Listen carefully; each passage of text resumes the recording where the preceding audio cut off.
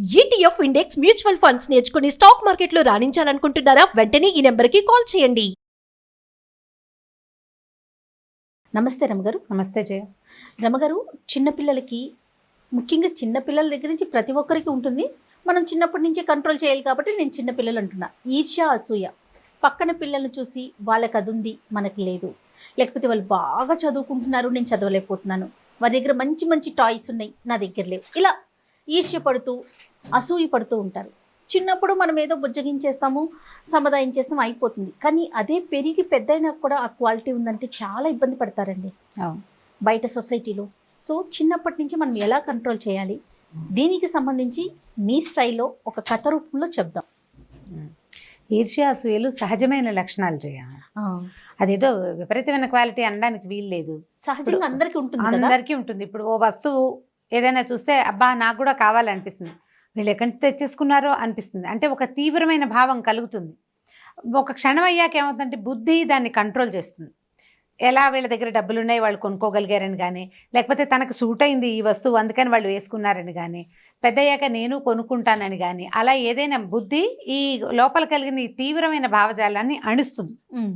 ఈ భావం కలగకుండా దేనైనా చూస్తే ఆసక్తి కలగకుండా మనుషులు ఉండరు, చిన్నపిల్లలైనా పెద్దవాళ్ళైనా. కాకపోతే ఏంటంటే దాన్ని క్యారీ చేసి, ఈ కలిగిన తీవ్రమైన భావాన్ని క్యారీ చేసి ఎలాగైనా అవతల వస్తువుని సాధించాలని ప్రయత్నం చేస్తూ దానికోసం అవతల వాళ్ళని ఇబ్బంది అయినా పెట్టాలనే గుణాలు కనుక డెవలప్ అయితే కష్టం. పిల్లల్లో హిడెన్గా ఉంటాయి అవి. మనలో కూడా మనుషుల్లో దాచుకుంటాం కదా. నాకు కుళ్ళుగా ఉంది, నేను చూస్తే నాకు కుళ్ళుగా ఉందని ఎవరు చెప్పరు. నువ్వు భలే బాగున్నావు అంటారు. నీ మీద కలిగిన కుళ్ళుని వాళ్ళు దాచిపెట్టుకుంటారు. అవి లోపల దాచుకునే భావాలు కదా. పిల్లలు దాన్ని 2-3 సార్లు వాళ్ళు ఎంత బాగున్నారు అంటే అలా పదే పదే అనకూడదు నాన్న అని మనం ఏదైనా కొంచెం నచ్చ చెప్పగలగాలి. మనకే అలాంటి భావాలు కలుగుతున్నాయి అనుకోండి, బుద్ధిని సముదాయించాలి. మనకి మనం అనుకోవాలి, మనకు మనం చెప్పుకోవాలి. అంటే మనం ఎలా అంటే ఇప్పుడు దేన్నైనా చూడంగానే మనకి ఉద్రేకం, ఒక ఉత్సాహం వస్తుంది, కొనేసుకోవాలనిపిస్తుంది, తీసేసుకోవాలనిపిస్తుంది. అది మనకి అందుతుందా అందదా, మన వల్ల అవుతుందా అవదా అనేది మనం ఒక బేరీజ్ వేసుకుంటాం కదా బ్రెయిన్లో. ఎంతో కొంత ఆలోచిస్తాం. దానికి ఆలోచనకి సరిగ్గా పదును పెడితే ఒక 5-6 సార్లు అలా జరిగింది అనుకోండి, తర్వాత సారి అంటే ఓ 10వ సారి ఆ వస్తువు కనపడ్డప్పుడు ఉద్రేకం కలగదు. కొనేయాలో తీసేసుకోవాలో సొంతం చేసుకోవాలన్న ఉద్దేశం, అంటే తీవ్రమైన భావం కలగదు, క్రమంగా పోతుంది. చాలా కాలం ఇలా జరిగిన తర్వాత దేన్నైనా చూస్తే అంత అతిగా స్పందించే లక్షణమే మనుషుల్లో ఉండదు. పిల్లల్లో కనపడుతూ ఉంటాయి, మనం వాటిని కంట్రోల్ చేస్తూ ఉంటాం. రకరకాలు చెప్తామా, అబద్ధాలు చెప్పకూడదు, సరిగ్గా ప్లాన్ చేసుకోవాలి, లేదా ఇలా చదువుకోవాలి, ఇలా మాట్లాడచ్చు, అవి చెప్తాం. ఆ కథల్లో భాగంగా ఈ ఈర్ష్యపడే వాళ్ళ కథలను కూడా మనం చెప్పచ్చు. మహాభారత కథలు చెప్తాం మనం. మహాభారతంలో దుర్యోధనుడు చాలా ఈర్ష్యాసూయ కలిగిన వాడు, అతని వల్లే ఇది పాడైంది చెప్తాం కదా.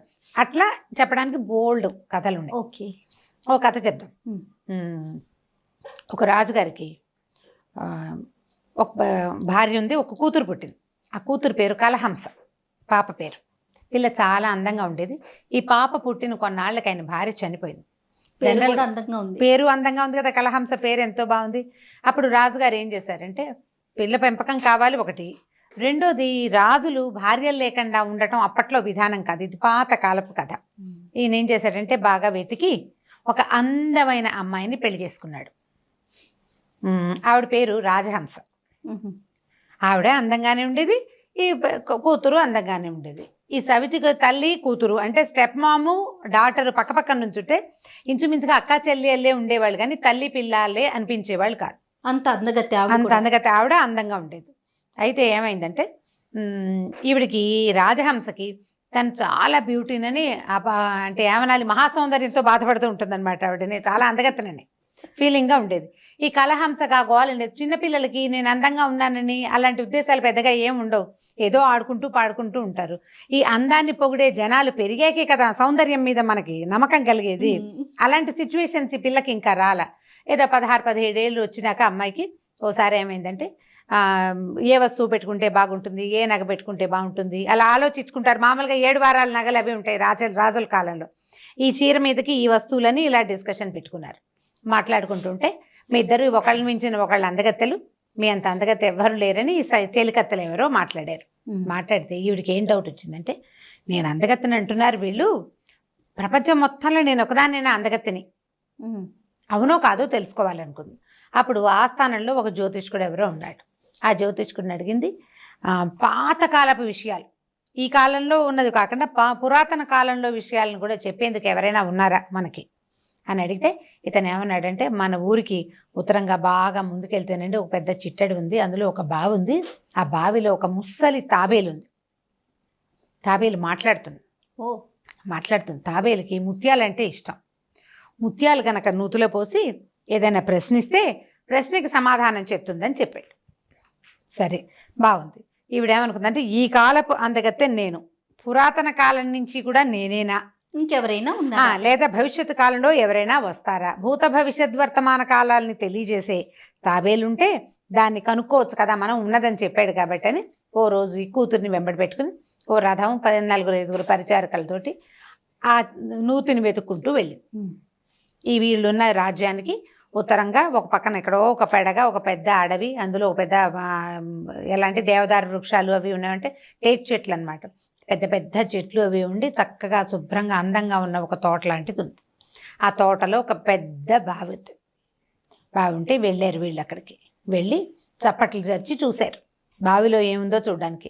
మామూలుగా ఈ బావి పైనుంచి ఏదైనా బావిలో కనుక తాబేళ్ళు ఉంటే మనం ఒక రాయి వేసామనుకోండి, అదేంటో చూడడానికి తాబేళ్ళు బయటకు వచ్చి మొహం తలకాయ ఇట్లా పైకి పెట్టి చూస్తాయి. లోపల ఉండే తాబేలు ఎలా కనపడుతుంది మనకి, టాటాయిస్ అంటే పైగా ముసలిది అనేసరికి బాగా ఇంత పెద్దది. తాబేలు కాస్త పైకి చూసేసరికి ఈవిడేం చేసింది, తీసుకెళ్ళిన సంచులోంచి దోసెడు ముత్యాలు ఎత్తి ఆ బావిలో పోసి దండం పెట్టింది. నువ్వు చాలా గొప్పవాడివిట, నువ్వు ఎంతకాలం నుంచో బతుకున్నావుట, మరి నా ప్రపంచంలో అందగత్తెలు ఎవరు, నేనేనా అందగత్తెని? ఇంకా ప్రశ్న ఇంకా రాలా, ఇక్కడ దాకానే ఆగింది. నేనేనా అందరికంటే అందగత్తెని అని అడిగేసరికి నువ్వు కాదంది తాబేలు. కోపం వచ్చేసింది. నేను కాదా, మరెవరంటే నీ సవితి కూతురుందే, నీ పక్కనుంది కలహంస, ఆ అమ్మాయి నీకంటే అందగత్తె అని చెప్పేసరికి కోపం వచ్చేసింది దీనికి, ఈవిడికి రాజహంసకి కోపం వచ్చి అక్కడి నుంచి ఏం చేసింది, యువతల పక్కకి చూస్తే ఆ పిల్ల బొమ్మలా నిలబడి చూస్తోంది, అది కూడా లోపలికి. దానికి అందాలు వాటి మీద పెద్ద ఆసక్తి ఏం లేదు, ఏదో పిన్ని అడిగింది అదేదో చెప్తోంది. చూసేసరికి ఈవిడికి ఒళ్ళు మండిపోయింది. దాని మొహం మీద చెయ్యి పెట్టి ఇలా రక్కేసిందట కోపానికి, నాకంటే అందగత్తెగా నువ్వు ఉంటావా అని. అక్కడి నుంచి టబా కొట్టేసింది. చెంపల మీద తట్లు తేలిపోయి మొహం మీద ఇట్లా గోళ్ళ గీతలు పడినా ఆ పిల్ల అందంగా కనపడుతుంది. ఈవిడేం చేసింది, చెప్తాను నీ సంగతి, నాకంటే అందంగా ఉంటావా నువ్వు అని చెప్పేసి ఆ పిల్లని వెంట పెట్టుకుని తీసుకెళ్ళిపోయి ఏం చేసింది, ఒక గదిలో బంధించేసింది, ఎవరికి కనపడకుండా. ఇప్పుడు పక్కనే ఈ పిల్ల కనపడుతుంటే ఈవిడ బాగుంది, ఆ అమ్మాయి మరీ బాగుంది అనుకుంటారు, అంతే కదా, ఇది మంచిది అది మరీ మంచిది అలాగే అనిపిస్తుంది. దాంతో దాచిపెట్టి ఏం చేసింది, 2 రోజులు 3 రోజులు ఆలోచించి ఈ పిల్లని ఎలాగైనా చంపేయాలి, ఇది బతుకున్నన్నాళ్ళు అదే అందగత్తె, పైగా రోజులు గడిచే కొందికి 16 ఏళ్ల పిల్ల పెద్దది అయిన కొందికి అది అందగత్తె అవుతుంది, నేను కూడా పెద్ద అయిపోయి అందం తగ్గిపోతుంది. ఈవిడికి 35 38 ఉన్నాయి, తల్లి కదా, స్టెప్ మామ అంటే కొంచెం పిల్ల చిన్నప్పుడే వాళ్ళ నాన్న తెచ్చాడు, ఓ 15-16 ఏళ్ళు పెద్దది. నాకు ఏజ్ పెరిగి నాకు వృద్ధాప్యం వస్తుంది, దీనికి అందం పెరిగిపోతుంది, దీనికి వృద్ధాప్యం వచ్చేదాకా అదే అందగత్తెగా ఉంటుంది. కాబట్టి ఎలాగైనా ఈ పిల్లని అంతం చేసేయాలని పుట్టింది ఆ రాజహంసకి. ఇది ఈర్ష్య అనమాట. అక్కడి నుంచి ఏం చేసింది, 2 రోజుల తర్వాత నాకు తలనొప్పి అని మొదలుపెట్టింది. నా తలనొప్పి చచ్చిపోతున్నాను, నేను ఇలా అయిపోతున్నానని బాగా ప్రచారం చేయించింది. ఆవిడ అన్నం తిందు, అక్కడి నుంచి స్నానం చెయ్యదు, ఆ తలనొప్పితో నడవలేదు, నుంచోలేదు, కూర్చోలేదు. వీళ్ళు వైద్యులు వచ్చారు, ఎవరేం చేసినా నాకు తగ్గలేదంటుంది, తగ్గదు తలనొప్పి. వాళ్ళు ఆ మందులు ఈ మందులు కంట్లో కలికెం పెడతామన్నారు, నేనే పెట్టుకుంటానని తీసుకుంటుంది, పెట్టుకోదు, పాడు చేయదు, దాన్ని పారేస్తుంది అవతల. ఇక ఏం చేసినా ఆవిడికి తలనొప్పి తగ్గల. ఒక 10 రోజులు గడిచాక రాజుగారు, అయ్యో రాజహంస ఇలా అయిపోయావు, అందం అంతా పోతుంది, నువ్వు ఇలా పాడైపోతున్నావు, ఆహారం లేక చిక్కిపోతున్నావు, మందు లేక ఇదైపోతున్నావు, ఏదైనా చెప్పంటే, చిన్నప్పుడండి నాకు 5-6 ఏళ్ళప్పుడు తలనొప్పి వచ్చింది, వస్తే మా ఊరి వైద్యుడు చాలా అందమైన స్త్రీ యొక్క గుండె మెదడు ఆ 2 పచనం చేసి కూర చేసి తినిపించాడండి, అది తినిపించేసరికల్లా తగ్గిపోయింది, నేను బతికేశాను, మళ్ళీ నాకు అలాంటి జబ్బే వచ్చిందండి. చాలా అందమైన స్త్రీ ఎవరైనా వాళ్ళని చంపి గుండె మెదడు 2 కనుక వండి కూర చేసి కనుక పెడితే నేను బతుకుంటాను అనేసరికి నేను నిర్ఘాంతపోయాడు. ఏమిటి మనిషి మాంసమా అంటే, మరి వైద్యానికి తప్పదు కదండి, వైద్యానికి ఏదైనా గొర్రె మెదడులు తింటారు మనుషులు, తర్వాత మామూలుగా మేకల మెదడు కూడా తింటారు కదా బ్రెయిన్, అలాగే ఇది కూడా వైద్యానికి మరి తప్పదు. మరి ఏం చేయను, నా తలనొప్పి చూడండి ఎలా అయిపోయానో, నాకు అసలు ఎంతో బాధగా ఉంది. మన రాజ్యంలో అత్యంత అందగత్తె మనమ్మాయే, క్లూ కూడా చెప్పేసింది, మనమ్మాయే అందరికంటే అందగత్తె. పాపం నా చేతులు రావట్లేదు కానీ ఆ పిల్ల వస్తే కానీ నేను బతకను, మీ ఇష్టం, మీ కూతురు కావాలో భార్య కావాలో తేల్చుకోండి. ఇలాగే ఈ తలనొప్పితో కుంగి కృషించి కునారెళ్ళిపోయి నేను చచ్చిపోతాను, పెళ్ళానికి వైద్యం కూడా చేయించలేదనే చెడ్డ పేరు మీకు వస్తుంది, వైద్యం తెలిసి కూడా చేయించలేదని ప్రచారం అవుతుంది. ఇప్పుడు నేను చెప్పే కదా ఫలానా పని చేస్తే నా జబ్బు తగ్గిపోతుందని చెప్పాను, అయినా కూడా మీరు చేయటం లేదంటే మీ సంగతి మీరు ఆలోచించుకుంటుంది. ఇంకేం చేయాలో అర్థం కాలే, పిల్లని చంపేయడానికి చూస్తుంది ఇది అని అర్థమైపోయింది ఆయనకి. సరే ఒక 5-6 రోజుల తర్వాత ఏం చేశాడు, ఆ కూతురు దగ్గరికి వెళ్ళాడు. ఆ మొహం మీద గీతలు, చెంపల మీద తట్లు కనపడుతున్నాయి ఆ పిల్లకి. ఇదేమిటమ్మా నిన్ను ఎవరు కొట్టారంటే పిన్నే కొట్టింది నాన్న, ఫలానా నువ్వు దగ్గరికి వెళ్ళాం, ఆ తాబేలేమో పిన్ని కంటే నేనే అందగత్తనని చెప్పింది, పిన్నికి కోపం వచ్చింది అందుకని నన్ను కొట్టింది అంటే, కొట్టడం కాదమ్మా ఇప్పుడు చంపేయడానికి చూస్తుంది ఏకంగాను, నీ గుండె నీ మెదడు కావాలని అడుగుతుంది అంటే భోర్మని ఇడ్చి పిల్ల నాన్న నన్ను చంపేస్తావా పిన్ని కోసం.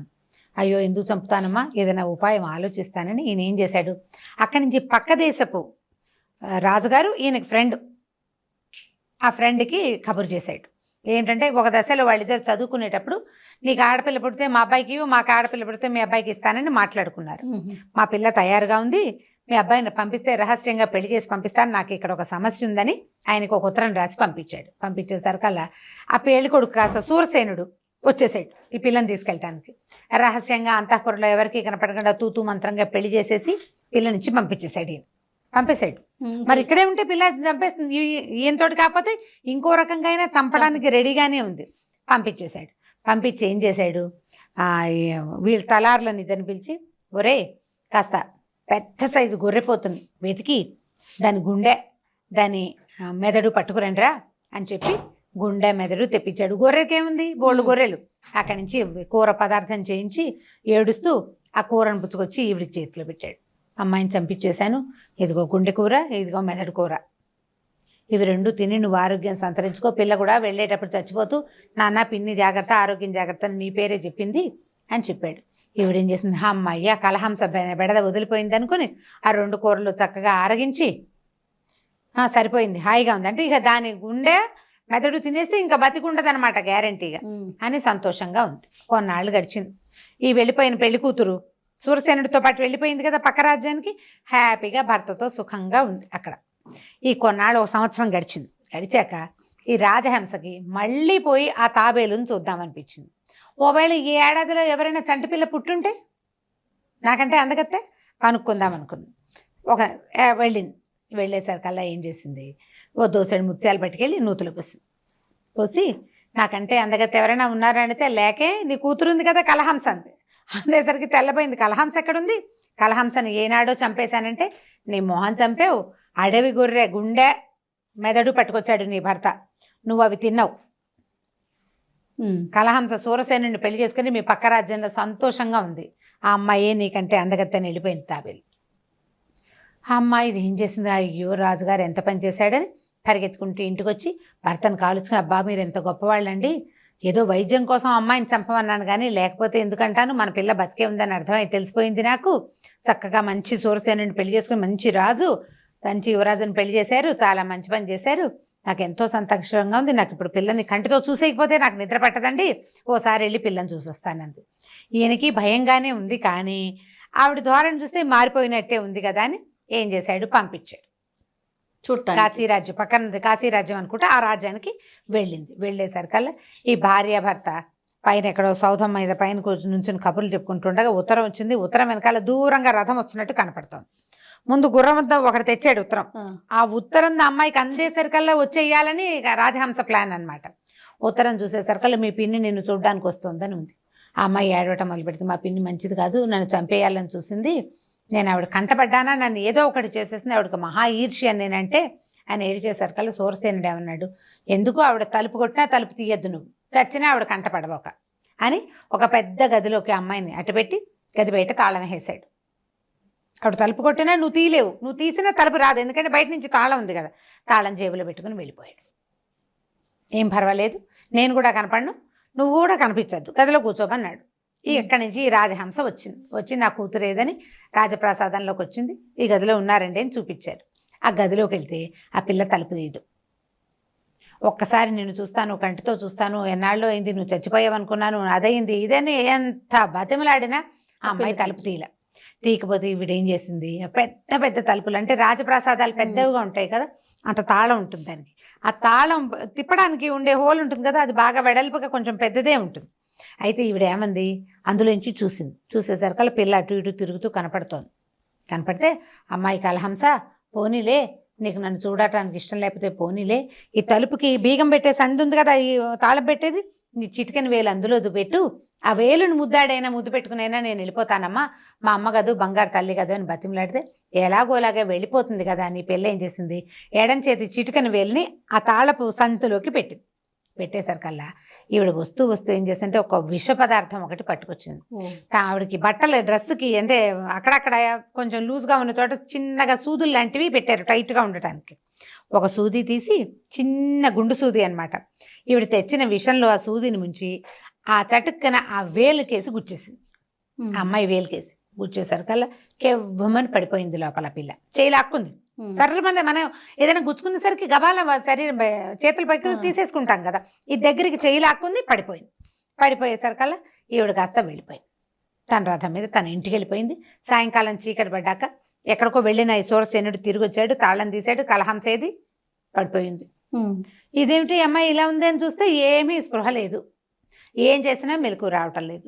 ఎంతమందో వైద్యుల్ని పిలిస్తే వచ్చిన వైద్యుడు ఏమన్నాడంటే, చచ్చిపోలేదండి, శ్వాస సన్నగా ఆడుతోంది, మొహం జీవం, ఇప్పుడు శవం 2 రోజులు ఉండేసరికి బాడీ పాడైపోవాలి, ఏమీ లేదు, ఎలా ఉన్నది అలాగే ఉంది, తెల్లగా మెరిసిపోతూ, లోపల నాడి ఆడుతోంది, ఒక మూర్ఛ లాంటి ఒక నిద్రలో ఉంది ఈ అమ్మాయి, ఎప్పటికి నార్మల్ అవుతుందో, ఏం జరిగి ఇలా అయ్యిందో మనకు తెలీదు, ఏదైనా మిరకిల్ జరగాల్సిందే, కాబట్టి ఈ శరీరాన్ని జాగ్రత్తగా భద్రపరచండి, ఇంకా ఆహారం లేదు, ఏమీ లేదు, బడున్న బాడీ అలాగే ఉంటుంది, మనం కోమా అంటున్నాం కదా, అలాంటి దాంట్లోకి వచ్చేసింది.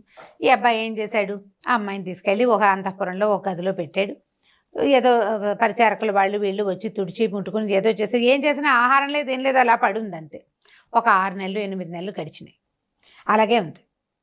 ఈ లోపల ఏమైంది, రాజుగారి తండ్రి సూరసేనుడి తండ్రి ఏమన్నాడు, ఈ అమ్మాయి చూస్తే బతికేలాగా లేదు నాయన, నువ్వేమో రాజానికి రేపొద్దు నేను వానప్రస్థానికి వెళ్ళిపోతాను, నువ్వు రాజు అవుతావు, నీకు సంతానం కలగకపోతే ఎట్లా కుదురుతుంది, ఇంకొక పెళ్లి చేసుకో, ఆ అమ్మాయిని ఏం చేయొద్దు, ఇక్కడే ఉంచుకుందాం, ఎప్పటికి లేస్తే అప్పటికి లేస్తుంది, ఈ లోపల నువ్వు పెళ్లి చేసుకోమని అడిగితే తను పెళ్లి చేసుకోవటం పెద్దగా ఇష్టం లేదు.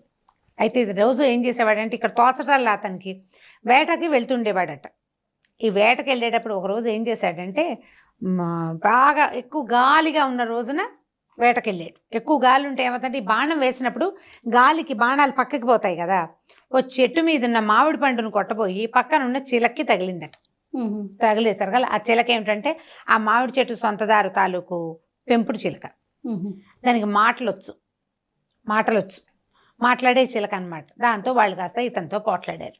అదేమిటి ఇలా చిలకను కొట్టేశావు, అయినా పక్షుల్ని వేటాడకూడదనేది నియమం కదా, పక్షికి కొడితే ఏం చేయాలి, రాయి పెట్టి కొట్టాలి పక్షుల్ని, పక్షి మాంసాలు రాజులు తినరు, నువ్వు పక్షిని ఎందుకు వేటాడావు అని వాళ్ళంతా పోట్లాడేసరికల్లా, కాదు నేను అది 2 జంట మామిడి పళ్ళు ఉన్నాయి, ఆ మామిడి పళ్ళ కోసం కొట్టాను, దానికి తగలకుండా గాలికి బాణం వచ్చి దీనికి తగిలింది, మీరు ఏదైనా ప్రాయశ్చిత్తం చెప్పండి, మీరేం చెప్తే అది చేస్తానన్నాడు. అనేసరికల్లా వాళ్ళందరూ ఏమన్నారు, తలా ఒక మాట మాట్లాడారు. ఈ చిలక ఎవరిదైతే ఉందో, ఏ అమ్మాయిదైతే ఉందో ఆ అమ్మాయి తాలూకు తండ్రి అన్నాడు, మా పిల్లని పెళ్లి చేసుకో అన్నాడు. అనేసరికల్లా ఇతను ఏమనుకున్నాడు, సరే తండ్రి ఎలాగో పెళ్లి చేసుకోమంటున్నాడు, రాజకుమార్తెలను ఎవరినైనా తెస్తే ఈ కలహంసను సరిగా చూస్తారో చూడరో, ఇలా పల్లె పిల్లని తీసుకెళ్తే ఇది బాగా చూసుకుంటుందేమోనని ఆ పిల్లని పెళ్లి చేసుకోవడానికి ఒప్పుకున్నాడు. ఆ అమ్మాయి పేరు కస్తూరి. అయితే ఆ కస్తూరిని తెచ్చుకున్నాడు, పెళ్లి చేసుకుని. సరే ఎవరో ఒకరిని పెళ్లి చేసుకున్నాడు లేని వాళ్ళ నాన్న రాజకుమార్తె కాపోయినా కూడా ఓకే అనేసాడు. ఆ కస్తూరి బాగా యాక్టివ్గా ఉండేది, మంచి పిల్ల అనమాట. ఈ రాజప్రాసాదంలో పావురాలని, నెమళ్ళని, చిలకలన్నీ ఉంటే అన్నిటికీ మాటలు పాటలు అవి ఇవి నేర్పిస్తూ సరదాగా తిరుగుతుంటే ఈ పెద్ద పెద్ద బిల్డింగ్లు కదా రాజుగారివి, ఒక్కో గది చూసుకుంటూ తిరిగేది. అయితే ఏమైంది, ఒకరోజు ఒక మేడ మీద ఒక మూల గది చక్కగా పువ్వులు గివ్వులు కట్టున్నాయి కానీ దానికి తాళం లేదు, తలుపేసింది, తోసింది, తలుపు రాల. చూసి అక్కడి నుంచి చెలికత్తలందరినీ అడిగింది, దీనికి తాళాలు ఎక్కడున్నాయంటే మన ఎవరి దగ్గర ఉండవండి, అయ్యగారి దగ్గరే ఉంటాయి, ఆయనే అప్పుడప్పుడు తలుపు తీసి లోపలికి వెళ్తారు, బయటకు వస్తారు అని చెప్పారు.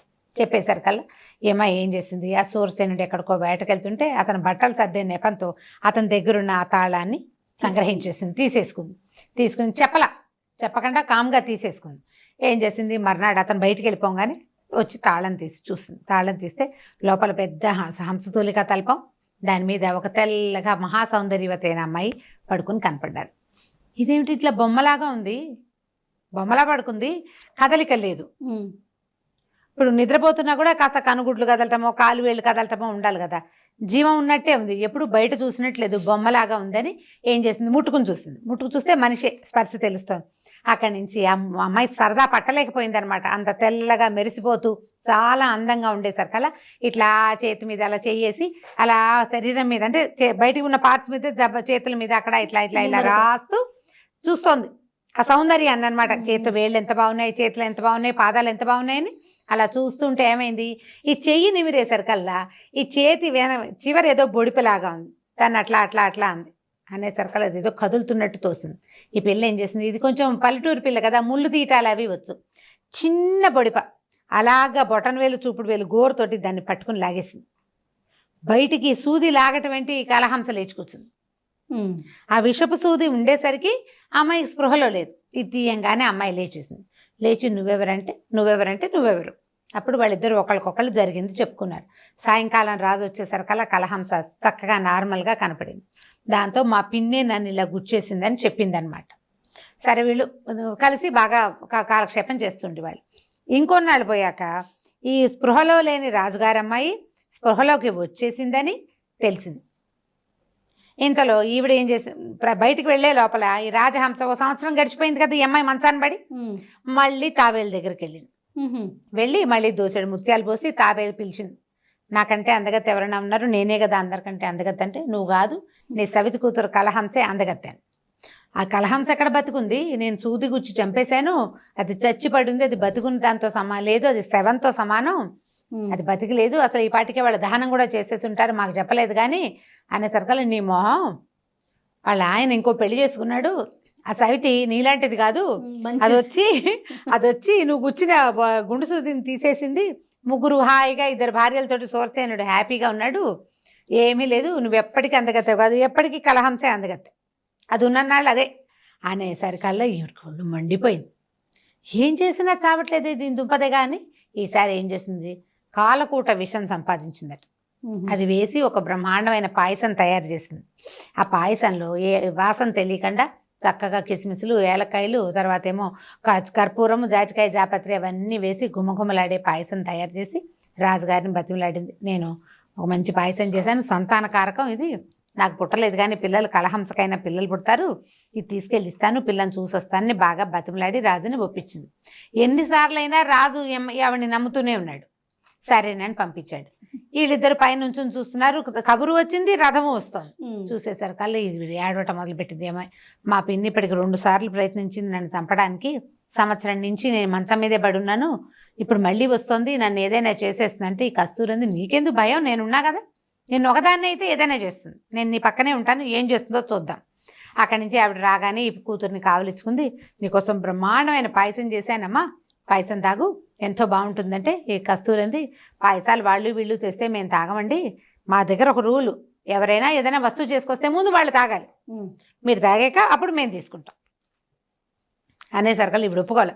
ఇంకా నయం, ఇది పిల్లలు పుట్టేందుకోసం చేశాను, మా పిల్ల పెళ్ళి 2-3 ఏళ్ళు అయిపోయింది కదా, సంతానం కోసం చేశానంటే, మరి మీకు లేదుగా సంతానం, మీరు తాగండి అంటుంది.